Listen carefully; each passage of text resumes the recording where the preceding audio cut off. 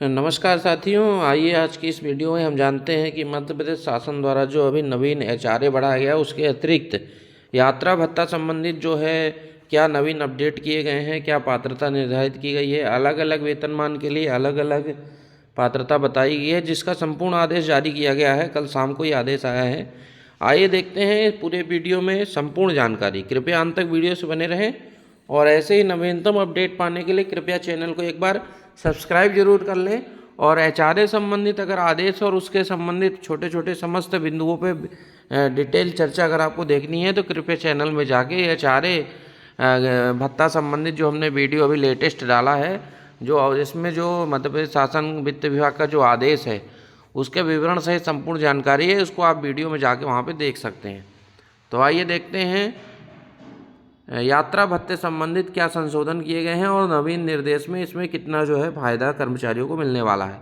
विषय आप देखें, राज्य शासन के शासकीय सेवकों को देय यात्रा भत्ता की दरों में संशोधन। ये आदेश शासन के समस्त विभाग, राजस्व मंडल, संभागीय आयुक्त, विभागाध्यक्ष, समस्त जिलाध्यक्ष मध्य प्रदेश को जारी किया गया है। राज्य शासन के शासकीय सेवकों को देय यात्रा भत्ता की दर एवं देय भत्तों का निर्धारण वित्त विभाग के संदर्भित आदेश 5 नवंबर 2016 के द्वारा किया गया है ना। संदर्भित दिशा निर्देश को अधिक्रमित करते हुए पुनरीक्षित दरें निम्नानुसार निर्धारित की जाती हैं। अब फिर से नई दरें निर्धारित की गई हैं। अधिकारी कर्मचारियों का वर्गीकरण इसमें किया गया है। ये संपूर्ण जानकारी आपको बताएंगे कि आपका वेतनमान किस कैटेगरी में है, तो आप किस कैटेगरी में आते हैं, मतलब किस श्रेणी में आते हैं यात्रा भत्ता की पात्रता अनुसार। मध्य प्रदेश वेतन पुनरीक्षण नियम 2017 के अंतर्गत शासकीय सेवकों को यात्रा भत्ता के समस्त प्रायोजनों हेतु निम्नानुसार 5 श्रेणी में वर्गीकृत किया गया है। आइए देखते हैं 5 श्रेणी कौन कौन सी है। श्रेणी ए, बी, सी, डी, ई। और वेतन पुनरीक्षण नियम 2017 के अनुसार मैट्रिक्स लेवल में ए श्रेणी में जो लेवल 14 और उससे अधिक के लोग वो आए हैं, इसमें हम ग्रेड पे की भी चर्चा करेंगे अंत में कि कौन से लेवल पे कौन से ग्रेड पे आता है। जैसे लेवल मैट्रिक्स लेवल 14 एवं अधिक पर आपका जो है 6600 ग्रेड पे के ऊपर की जो जॉब है वो आती है। लेवल जो है माफ़ कीजिएगा, लेवल 13 से 14 में, लेवल 13 एवं अधिक पर एवं 14 से कम पर, लेवल 10 एवं अधिक पर और 13 से कम पर आती है। लेवल 10 में आपके 4200 ग्रेड पे की जॉब रहती है और उसके बाद 4800 और लेवल 4800, उसके बाद 5400, उसके बाद 6600। तो ये 10 से 13 के ऊपर ही आ जाती है सी कैटेगरी में 4200, 4800, 5400 और 6600। उसके बाद ये लेवल बी में आपके 6600 से ऊपर की जो ग्रेड पे है वो आती है। अब लेवल 14 में बहुत कम, बहुत वरिष्ठ अधिकारी रहते हैं, उनकी भी अलग कैटेगरी है। और सबसे ज़्यादा कर्मचारी हमारे हैं लेवल 6 से लेवल 10 के बीच। लेवल 6 में आपके 2400 ग्रेड पे की जॉब आती है। उसके बाद आप देखें तो 2800 के बाद आप देखें तो 3200, उसके बाद 3600 है ना। लेवल 10 से कम में 3600, 3200, 2800 और 2400 डी कैटेगरी में आता है। और 4200, 5400, 4800 और 6600 ये आपके आता है लेवल सी में, श्रेणी सी में। और उसके बाद 6 से कम में जैसे अपना 2100, 1900, 1800, 1400, 1300 जो ग्रेड पे है वो श्रेणी ई अंतर्गत जो है इस कैटेगरी अंतर्गत आएगा। अब इस श्रेणी वाइज क्या क्या फ़ायदे बताए गए हैं वो भी आइए नीचे वीडियो में देखते हैं। इससे संबंधित कोई हमारे साथियों को कन्फ्यूजन हो तो वो कमेंट बॉक्स में कमेंट करके पूछ सकते हैं। वाहन भत्ता ऐसे शासकीय सेवकों जिन्हें अपने मुख्यालय पर या निकट क्षेत्रों में शासकीय कार्य स्वयं के वाहन अथवा सवारी के दूसरे साधन से यात्रा करनी पड़ती है, जिसके लिए नियमानुसार यात्रा भत्ता की पात्रता नहीं होती। ऐसी यात्राओं के लिए यात्रा भत्ता नियमों के पूरक नियम 12 अनुसार क्षतिपूर्ति भत्ते के रूप में देय वाहन भत्ते की निम्नानुसार पुनरीक्षित की जाती है। यहाँ पे आप देखें अधिकतम हम देखते हैं तो अभी अधिकतम आप देखें तो यहाँ पे 800 किलोमीटर से अधिक में 3700 रुपये का जो है यहाँ पे मोटर कार से आपको जो है भत्ता मिलेगा और न्यूनतम 1350 रुपये मिलेगा, है ना। और यहाँ पे एक चीज़, सवारी के दूसरे साधन स्वयं की, ये स्वयं की गाड़ी का मैंने बताया है ना। अगर आप सवारी के दूसरे साधन से आप मतलब आप प्राइवेट गाड़ी या बस वगैरह से आप करते हैं तो यहाँ पे आप देखें अधिकतम 1250 रुपये का यहाँ पे आपको भत्ता मिलेगा। उसके बाद आप देखें तो दैनिक भत्ता अलग अलग कैटेगरियों में अलग अलग बताया गया है। जैसे यहाँ पे देखें साधारण दर, उसके बाद 4 बड़े नगरों में भोपाल, इंदौर, ग्वालियर, जबलपुर में, और प्रदेश के बाहर के स्थानों के लिए विशेष दर। उसके अलावा दिल्ली, मुंबई, कोलकाता, चेन्नई के लिए अलग कैटेगरी बताई गई है। तो यहाँ पे आप देखें जो सामान्य दर है वो ये है। उसके अलावा अगर आप इस 4 बड़े शहरों में प्रदेश के बाहर के स्थानों के लिए विशेष दर अपनी अपनी कैटेगरी का आप देख सकते हैं।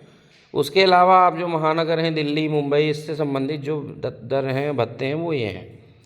उसके अलावा आप देखें तो यात्रा के साधन, लोक वाहन के साथ जैसे ट्रेन और हवाई यात्राओं संबंधित यहाँ पे सबसे महत्वपूर्ण कॉलम यही है। तो अगर आप बी कैटेगरी के हैं तो आपको प्रथम श्रेणी के अलावा अन्य समस्त श्रेणियाँ आपको जो है परमिट है इसकी। अगर आप सी कैटेगरी के हैं तो आपको प्रथम श्रेणी और एग्जीक्यूटिव श्रेणी के अलावा अन्य समस्त श्रेणी के लिए आप एलिजिबल हैं। आप डी कैटेगरी के हैं तो आपको वातानुकूलित प्रथम श्रेणी, एग्जीक्यूटिव श्रेणी और वातानुकूलित द्वितीय श्रेणी के अलावा समस्त श्रेणी के लिए आप एलिजिबल हैं। और अगर आप ई कैटेगरी के हैं तो केवल स्लीपर तथा गैर वातानुकूलित कुर्सी यान के लिए आप एलिजिबल हैं। और हवाई यात्रा में केवल इकोनॉमी श्रेणी ए कैटेगरी के जो है अधिकारी एलिजिबल है, बाकी के लिए नहीं बताया गया है ना। उसके अलावा आप यहाँ पे बस में देखें तो बस से यात्रा में समस्त श्रेणी जो है ए बी सी एलिजिबल है, और डी और ई के लिए थोड़ा कंडीशंस है। वातानुकूलित डीलक्स बस के अलावा अन्य समस्त श्रेणी, और ई कैटेगरी के लिए वातानुकूलित डीलक्स बस के अलावा अन्य समस्त श्रेणी। राज्य के भीतर प्रमुख नगरों के लिए सस्ती वायु सेवा के प्रोत्साहन हेतु जारी वित्त विभाग के निर्देश क्रमांक इतने के अनुसार ऐसे अधिकारी जो वेतन पुनरीक्षण नियम 2017 में लेवल 13 अथवा इससे अधिक लेवल के हैं वो सस्ती वायु सेवा राज्य के भीतर के पात्र होंगे, ऐसा इसमें बताया गया है ना। लेवल 13 में आपके कौन आएंगे? लेवल 10 में 4200, लेवल 11 में 4800, लेवल 12 में 5400 और लेवल 13 में 6600। अर्थात ये 6600 ग्रेड पे से ऊपर के जो लोग हैं या 6600 ग्रेड पे अथवा उनसे ऊपर के जो लोग हैं वो राज्य के भीतर सस्ती वायु सेवा के पात्र होंगे, ऐसा इसमें लिखा है। माननीय मंत्रीगणों को हवाई जहाज की एग्जीक्यूटिव क्लास, बिजनेस क्लास से हवाई यात्रा की पात्रता होगी, है ना। मील भत्ता भी यहाँ पे बताया गया है ना। मील भत्ता आप देख सकते हैं। मील भत्ते की दर प्रति किलोमीटर यहाँ पे 9 ए श्रेणी में 9 रुपये बताई गई है, बाकी सभी श्रेणी निजी मोटरसाइकिल से स्कूटर से 4 रुपये बताई गई है, अधिकतम 3700 रुपये बताई गई है, यहाँ पे आप देख सकते हैं।